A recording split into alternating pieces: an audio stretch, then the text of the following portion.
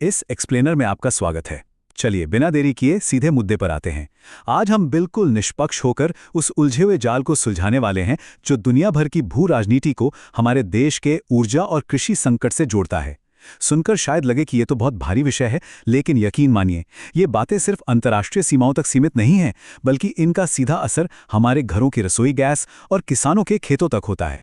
तो इस पूरे विषय की गहराई में जाने के लिए हम इसे 5 हिस्सों में बांटेंगे।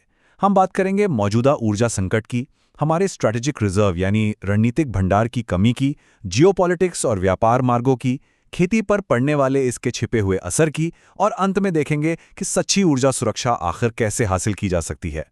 चलिए पहले हिस्से से शुरू करते हैं, द करंट एनर्जी स्क्वीज यानी वर्तमान ऊर्जा संकट। सबसे पहले यह समझना बहुत जरूरी है कि देश के भीतर जो ऊर्जा की समस्या हमें दिख रही है, आखिर उसकी असली जड़ें हैं कहाँ।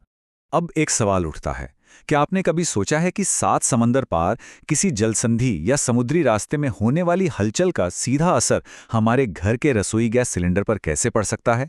ये वाकई सोचने वाली बात है ना। ये कोई आम स्थानीय समस्या नहीं है, बल्कि एक बहुत लंबी और उलझी हुई ग्लोबल सप्लाई चेन का हिस्सा है।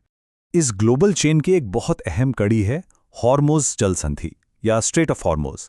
मिडिल ईस्ट का यह समुद्री रास्ता ग्लोबल ऑयल और गैस शिपमेंट के लिए सच कहूं तो एक जीवन रेखा है।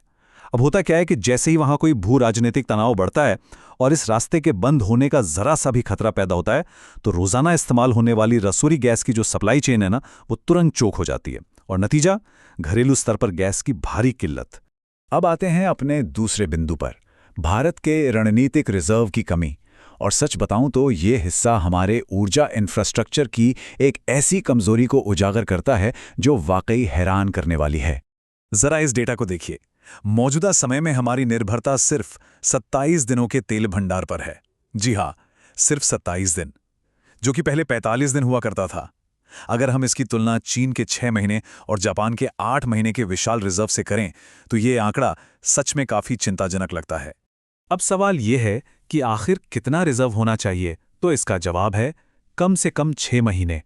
इंटरनेशनल सप्लाई चेन में अगर कोई बड़ी रुकावट आती है तो देश का पहिया ना रुके, इसके लिए 6 महीने का रणनीतिक रिजर्व सुरक्षित माना जाता है।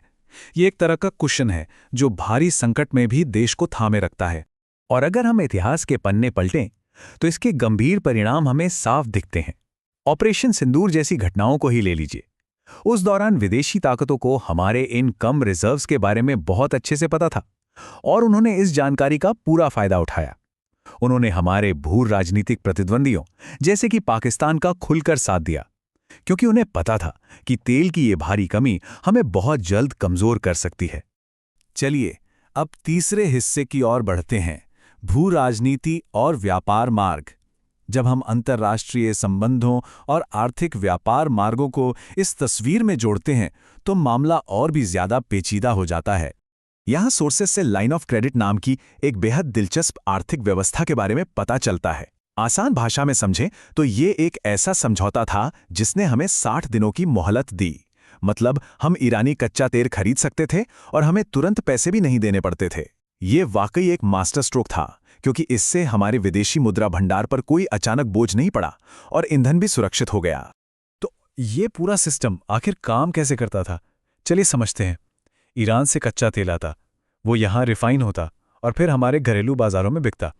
इसके बाद जो पैसा हमें ईरान को चुकाना होता था, ईरान उसी पैसे से वापस भारत से ही सामान खरीद लेता था। है ना कमाल का सिस्टम? ये एक बेहद शानदार और दोनों देशों के लिए फायदेमंद व्यापारिक लूप था। सबसे बड़ी बात, इस व्यवस्था ने अमेरिकी डॉलर पर हमारी निर्भरता को पूरी तरह से किनारे कर दिया था। ईरान ने तो भारत तक एक सीधी पाइपलाइन बिछाने का भी प्रस्ताव दिया था, लेकिन यहीं पर भू राजनीति अपना खेल खेलती है। अमेरिका की तरफ से भारी दबाव के चलते इस बेहद शानदार डायरेक्ट पाइपलाइन के प्रस्ताव को रोकना पड़ा। नतीजा ये हुआ कि हमें फिर से उन्हीं कमजोर समुद्री रास्तों पर निर्भर रहना पड़ा। जबकि ईरान के साथ ये जुड़ाव न सिर्फ सऊदी अरब के तेल की कीमतों को बैलेंस कर सकता था, बल्कि पाकिस्तान को बीच से हटाते हुए हमें सीधे मिडिल एशिया तक पहुंच भी दे सकता था। अब आते हैं चौथे बिंदु पर, कृषि पर इसका छिपा हुआ प्रभाव। मिडिल ईस्ट में होने वाली उथल-पुथल का एक और बहुत ही विनाशकारी असर होता है। एक ऐसा असर जिस पर हमारा ध्यान शायद ही कभी जाता है। देखिए, जब भी न्यूज़ चैनल या मेन स्ट्रीम में बात होती है तो सारा फोकस सिर्फ इस बात पर रहता है कि घरों में रसोई गैस कम पड़ रही है, लेकिन पर्दे के पीछे एक बिल्कुल अलग और खामोश संकट चल रहा होता है। जरा उन किसानों के बारे में सोचिए जिनके एक्सपोर्ट वाले कंटेनर बीच समंदर में ही फंस जाते हैं क्योंकि समुद्री रास्ते बंद पड़े हैं। ये एक ऐसी सच्चाई है जिसे अक्सर नजरअंदाज कर दिया जाता है।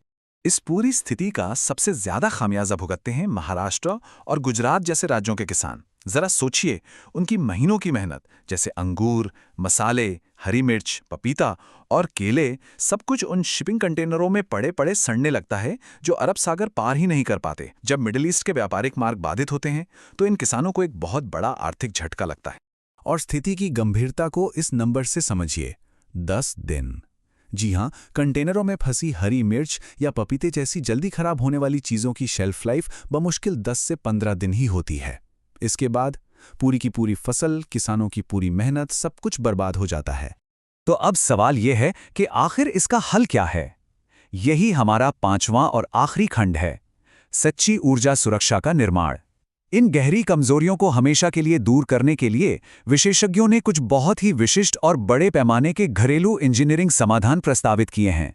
इन्हीं में से एक बेहद दिलचस्प और दूरदर्शी प्रस्ताव है अरावली पर्वत श्रृंखला का इस्तेमाल करना।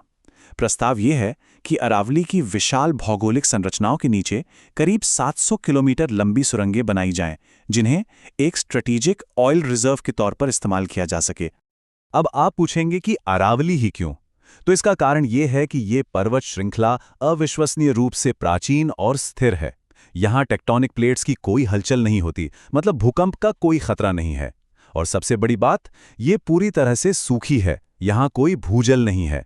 पानी न होने का सीधा सा मतलब है कि इस भूमिगत भंडार में रिसाव या खराबी की कोई गुंजाइश नहीं बचेगी।